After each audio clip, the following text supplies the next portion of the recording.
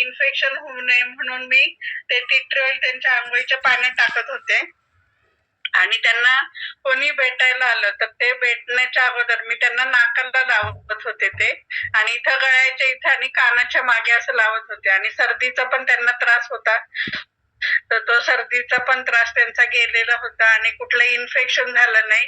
तेच माझ्या नणंदबाईंचं पण बायपास झाली होती, त्यावेळेस त्यांना बाहेरचं इन्फेक्शन होऊन 4 वेळा दवाखान्यात त्यांना ऍडमिट केलं होतं. तर हे जे आहे त्यांना 4 वेळा ऍडमिट केलं होतं, तेव्हाच मी ठरवलं की जर माझ्या मिस्टरांचं जर कधी ऑपरेशन झालं तर मी हे टी ट्री ऑइल वापरून त्यांचा जो हा त्रास आहे हा वाचवणार आहे. आणि दुसरं म्हणजे माझं पण आता 2 वर्षापूर्वी हर्नियाचं ऑपरेशन झालेलं आहे.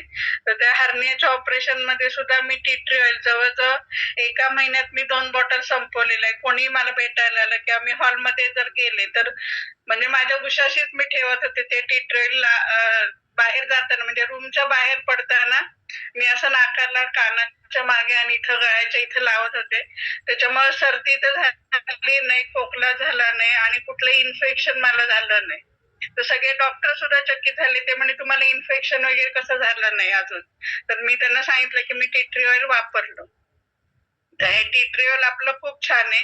त्यानंतर युरिन, एका कस्टमरचा मी अजून एक अनुभव सांगते टी ट्री ऑइलचा.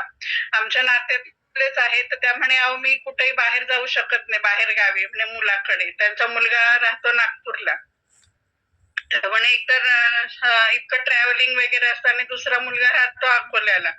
त्यामुळे एवढं ट्रॅव्हलिंग असतं, तिथं जाताना म्हणजे युरिनला तर आपल्याला जावं लागतं, पण म्हणे मला युरिन इन्फेक्शन होतं तिथं वॉशरूमला वगैरे गेलं की. म्हटलं अहो तुम्ही तुमच्या मुलाकडे जर तुम्हाला आवडेल का जायला आता बिनधास्तपणे. त्यामुळे कसं काय, मग त्यांना मी टी ट्री ऑइल दिलं होतं.